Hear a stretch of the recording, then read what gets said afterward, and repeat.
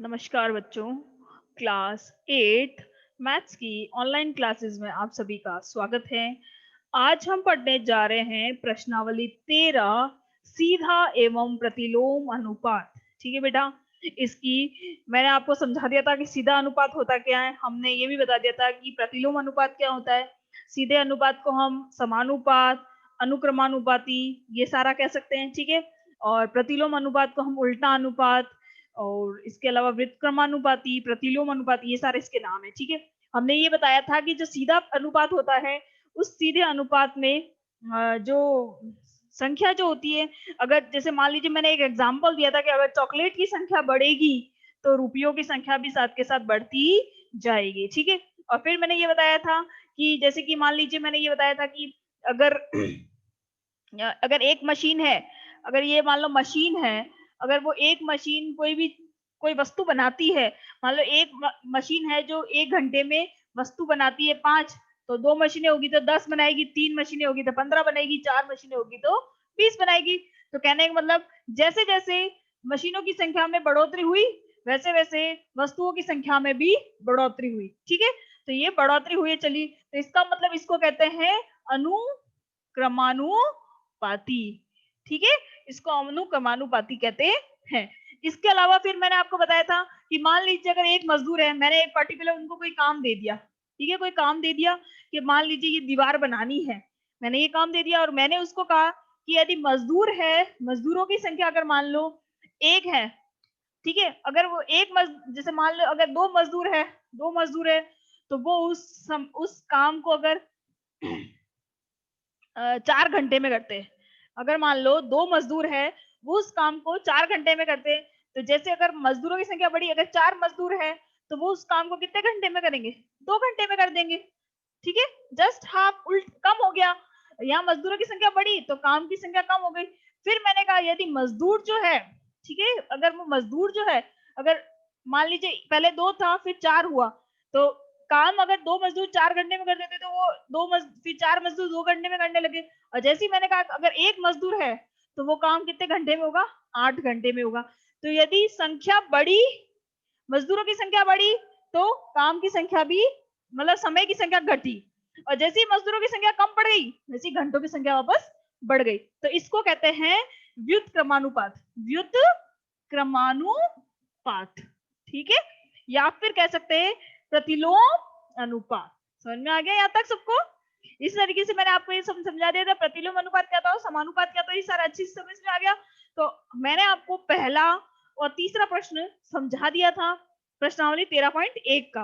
अब हम आगे चलते हैं प्रश्न संख्या, मान लीजिए हम जैसे प्रश्न संख्या 5 को ले लेते हैं। ठीक है, प्रश्न संख्या 5 लेते हैं।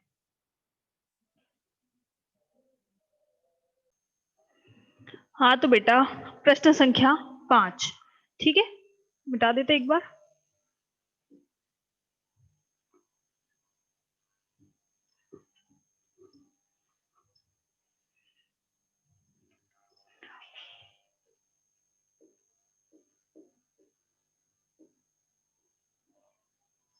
ठीक है, प्रश्न संख्या 5 में बेटा कहा गया है कि एक बैक्टीरिया या जीवाणु के फोटोग्राफ को, ठीक है, एक जीवाणु का फोटोग्राफ है, उस फोटोग्राफ को 50,000 गुना आवर्धित करने पर, ठीक है, उस 50,000 गुना आवर्धित करते हैं अगर उस फोटो को, तो उसकी लंबाई 5 सेंटीमीटर हो जाती है।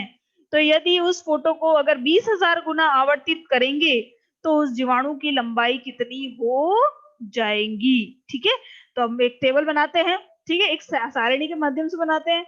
हम लिखेंगे जीवाणु की लंबाई, जीवाणु की लंबाई, ठीक है,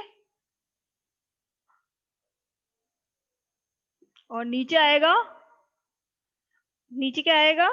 फोटो का आवर्धन, फोटो का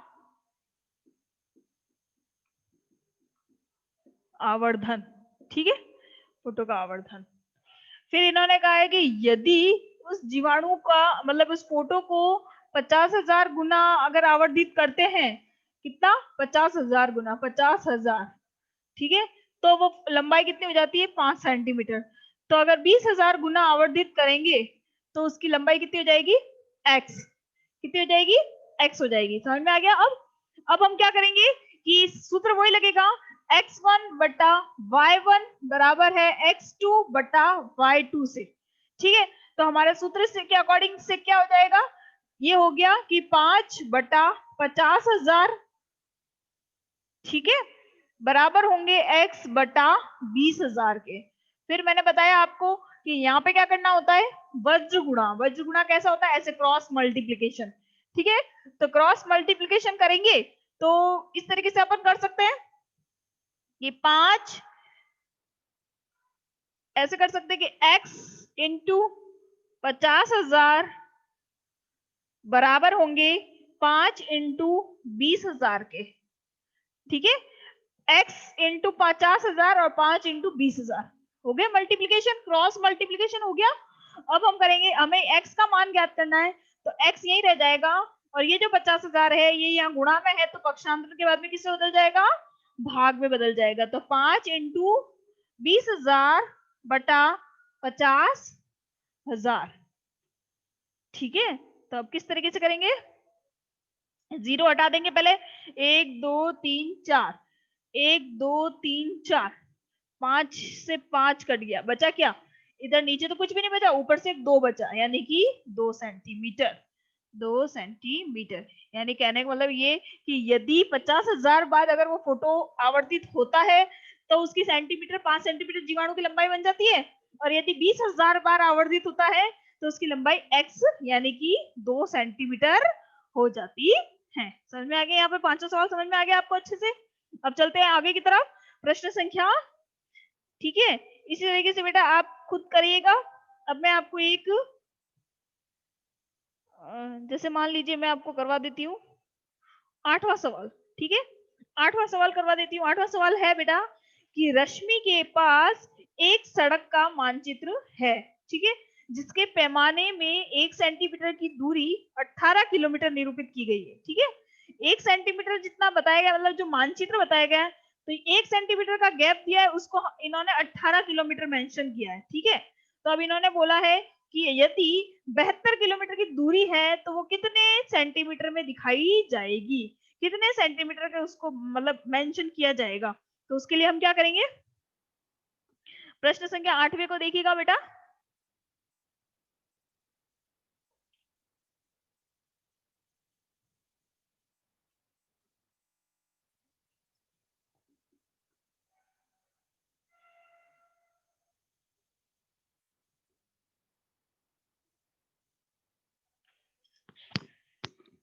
तो इन्होंने ऐसे बताया बेटा कि जो मानचित्र है, प्रश्न संख्या 8, जो मानचित्र है उस मानचित्र में 1 सेंटीमीटर में टोटल 1 सेंटीमीटर अगर गैप दिया है मानचित्र में, तो वो टोटल असली उसका गैप कितना है, वास्तविक दूरी उसकी कितनी, 18 किलोमीटर। तो हम यहाँ लिखेंगे वास्तविक दूरी, हाँ वास्तविक दूरी, ठीक है, और नीचे लिखेंगे मानचित्र की दूरी।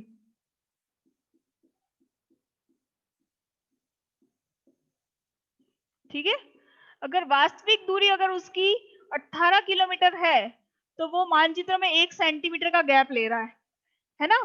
तो उसी तरीके से अगर उसकी वास्तविक दूरी अगर 72 किलोमीटर है तो वो कितना मानचित्र में कितना लेगा, यानी कि कितना x, हमें क्या ज्ञात करना है, x ज्ञात करना है। ठीक है, तो सूत्र वही है, x1 बटा y1 बराबर होगा x2 बटा y2 के। ठीक है, तो इस सूत्र के अकॉर्डिंग हम देखें तो 18 किलोमीटर बटा 1 बराबर होगा 72 बटा पता नहीं, यानी कि x, क्या है ये, x में वापस बना लेती हूँ x।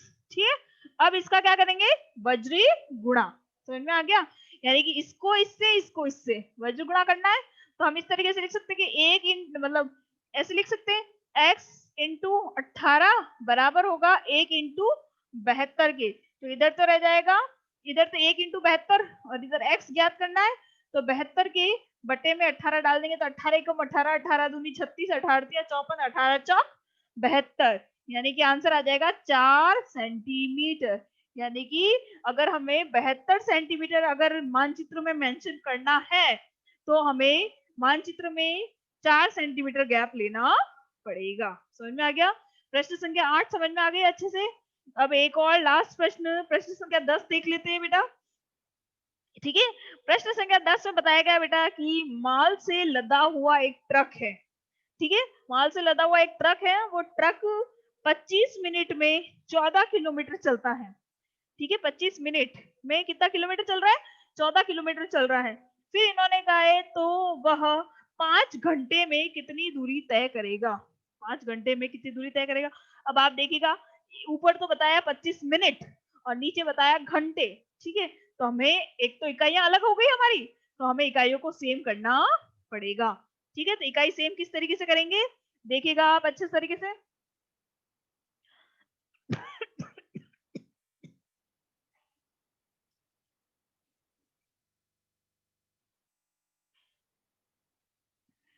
तो 10वां प्रश्न, प्रश्न संख्या 10 कर रहे हैं हम कि मान लीजिए चलने की, एक तो चलने का समय और तय की गई दूरी।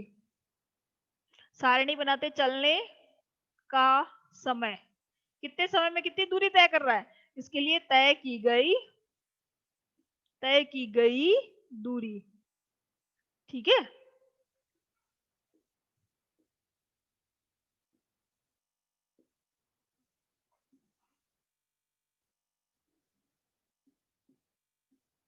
अभी कह रहा है 25 मिनट में, मिनट में दूरी तय कर रहा है 14 किलोमीटर, 14 किलोमीटर ही तय कर रहा है ना। हाँ, तो फिर इन्होंने कहा 5 घंटे, अगर मिनट है तो घंटे, घंटे को मिनट में बदलने के लिए क्या करना पड़ेगा? 60 से गुणा करना पड़ेगा।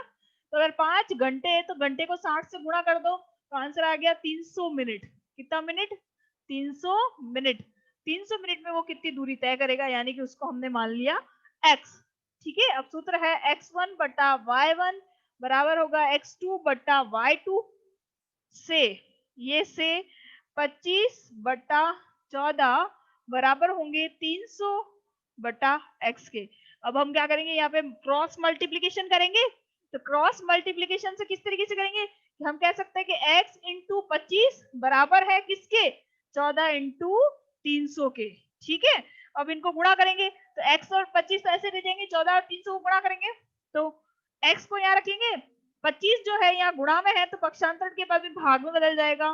14 इंटू 300 बटा 25, 25 के बारे से 300 कटते हैं, 25 चौक 100, तो यानी कि 12 बार कटेंगे। 25 एकम 25, 25 चौक 100, 25 अटे 200, 25 बारह 300, यानी 12 बार कटेगा। ठीक है, ये एक बार कटेगा, ये 12 बार कटेगा। अब 14 को 12 से गुणा कर दो, तो 12 एकम 12, 12 दूनी 24, 32 36, 12 चौक 48, 12 चौक 48 का 8, हाथ से लगी 4, 12 एकम 12 और 4 16, यानी कि 168 किलोमीटर। यदि गाड़ी 25 मिनट में 14 किलोमीटर दूरी तय करती है तो 300 मिनट में वह 168 किलोमीटर दूरी तय करेगा। समझ में आ गया सबको? क्यों? क्योंकि उसकी स्पीड स्लो है, क्योंकि उसमें माल से वो भरा हुआ है। समझ में आ गया बेटा? तो इसी के साथ हमारी ये प्रश्नावली 13.1, जिसमें हमने सारे जितने भी सवाल थे लगभग लगभग सारे सीधे प्रतिलोम वाले, यानी कि समानुपात वाले सवाल थे, वो सीख लिए हमने। अब जो नेक्स्ट 13.2 प्रश्नावली है उसके अंदर हम व्युत्क्रमानुपात या प्रतिलोम अनुपात, सारे प्रश्न उस पर डिपेंडेंट है, तो वो देखेंगे।